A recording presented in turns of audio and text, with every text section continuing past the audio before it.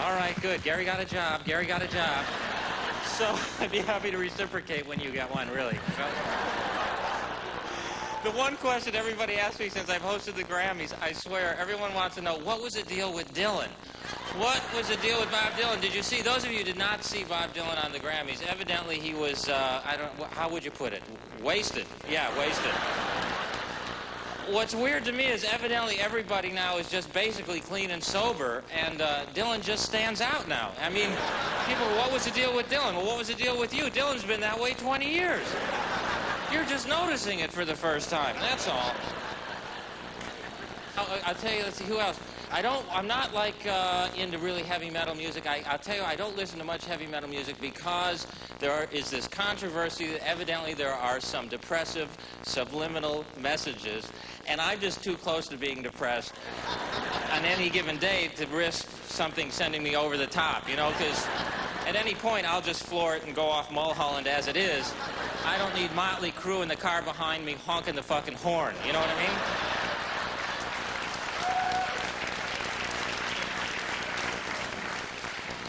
Aerosmith was there. That's not really heavy metal, but hard rock. Is Steve Tyler, is that the name of the lead singer? Yeah. Okay, I always get him confused with Carly Simon. That's why I asked. They have the same mouth. He must store his cash and jewelry when he's on the road in his mouth. And over the years, it's spread out on him because it's the biggest thing I've ever seen. I'll bet when he goes to the dentist goes, "Nurse, would you get some x-rays of Mr. Tyler's mouth when we get the IMAX equipment in?" Great. And Cindy Crawford was there. Of course, she's what? The most well-known model in the country, supermodel Cindy Crawford, who was on the flight coming back with my girlfriend and I. She was sitting right across the aisle from us. And my girlfriend looks at her and just turns to me and goes, "I don't see it." You know? Yeah, honey, she's a pig, yeah. Yeah. Would you lean back, honey? Thanks a lot.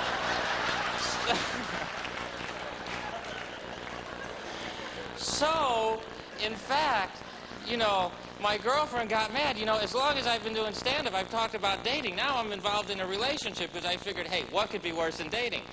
So, and she got mad because she said you were looking at another woman, and I really wasn't looking. You know, it was a gag. You know, and I'm very loyal in a relationship. You know, any relationship. Even when I go out with my mom, I don't look at other moms. You know, I don't go, ooh, I wonder what her macaroni and cheese tastes like. Even when I'm playing with my friend's dog, I feel like I'm cheating on my dog. I swear to God, I feel like I come home with there's dog hair all over me. My dog goes, "Where the hell have you been?" I was at the barber shop. This is human hair. I swear. All right, I threw the ball once. So she says, have I mentioned that she said this? You were looking at another woman. She says, it doesn't bother me that you were looking at another woman. What bothers me is that you have to lie about it. If you just said, yes, I was looking at another woman, then I wouldn't be mad. All right? So I said, well, then, all right, I was looking at another woman. She goes, you asshole. Isn't that entrapment, ladies and gentlemen? And just because you look at another woman, or if you're a woman and you look at another man, it doesn't mean you're going to do anything. I mean, if you're at a restaurant and food comes to another table, you might look at it. It doesn't mean you're going to dive over and start eating it. It's not like I look at another woman and turn to my girlfriend and go, oh, gee, I wish I'd gotten that. Oh, why didn't I get what he's having? Oh, you can have some of mine if I can. Oh, all right. You know, and I'm trying to make this relationship work because, you know, I think that's the key to the whole thing. You know, I think you date for a while, you're in a relationship, eventually in your life you have to get married because you just have to at some point in your life. You have to. That's how I feel. That's probably what I'll say at the ceremony. I'll probably go, I have to. No, it's I do, Gary. No, I have to. Trust me, it's an internal pressure. I'll explain it to you at the reception. A friend of mine said, you should get married, Gary. You'll get a lot of new comedy material out of it. That's a huge risk. What if I don't?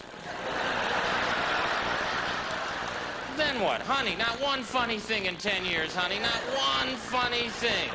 I'll be suing on those grounds, you know. Your Honor, she hasn't said a funny thing in 10 years. Gary, I've seen your act. You'll get everything. So I work at this thing, you know. I go to couples therapy, you know. I go alone. There are 2 therapists. And, yeah, it's not a pretty thing to see. It's like, you know, they argue about what's wrong with me. It's like a Freudian Siskel and Ebert thing. It's like 2 thumbs up on the intimacy problem, you know.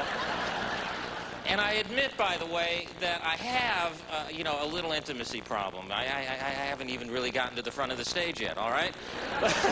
But don't come up here after me, all right? Because I'll only go back further. And then we'll all end up in therapy with the therapist saying, hey, that's inappropriate behavior for an audience. You know? Unless you're a codependent audience, which is, maybe you're sitting there going, oh, I hope the performer likes me. But that's really your problem. But I will make a commitment, you know, when I'm ready. And women think men don't want to make a commitment because they're afraid of losing their sexual freedom. I mean, women think men are led around by their penises, and we are not, all right? I mean, it points us in a direction. I'll give you that. But then, you know, we're adult enough to make a decision whether to follow it. You know, granted, I pulled my back out trying to reel it back in occasionally. You know, sometimes it's like fighting a marlin there, you know. It's like, strap me to a chair, my arms are tired, but... And sometimes you have to have a little talk with it, especially when you're in a relationship, because it's like a kid who wants a new bike. You got to go, hey, you already have a bike, all right? Where are you going to put this one? Which one you going to ride? Don't you talk back to me. So, it's not a fear of losing your sexual freedom. There's a fear of losing your freedom in general, you know. I mean, you know, you see these couples that are married like 30, 40 years. It's frightening, isn't it? I have an uncle who's been married like 35 years. I said, where are you going on vacation this summer, Uncle Larry? His wife said the Bahamas. He just moved his lips. I swear to God, it was like a ventriloquist act.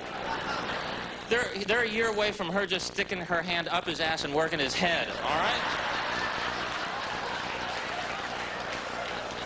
They're going to be the new Sherry Lewis and Lamb Chop. I'm not kidding.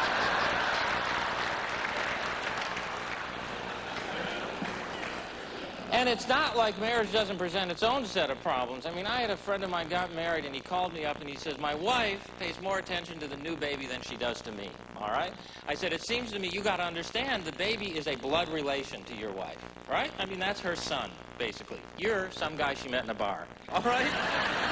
She knows it, the kid knows it. I'm sure they have a good laugh about it when you're at work. And then he wants to show me the films of the baby being born. No, thank you. If I'd wanted them, I'd have rented them, all right? I'll look at the films of the conception if you got those.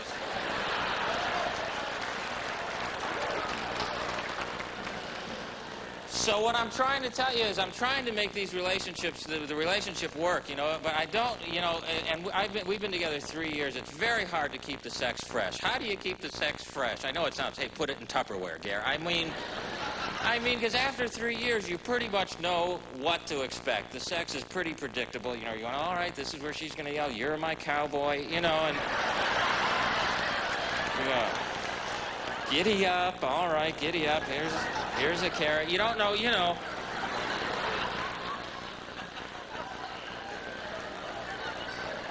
Well, is it hard? It's more difficult. I mean, when you first meet someone, there's this incredible sexual energy. I mean, you can just on a first date be kissing a woman, you know, and it's just intense.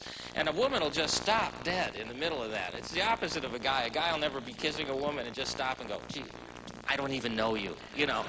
A guy's thinking, all right, I don't even know her, all right. And I practice safe sex. I use an airbag. It's a little startling at first when it flies out, but when the woman realizes it's safer than being thrown clear, you know why. I once made love for 1 hour and 5 minutes, all right, which, well, it was on the day you push the clocks ahead, but I don't...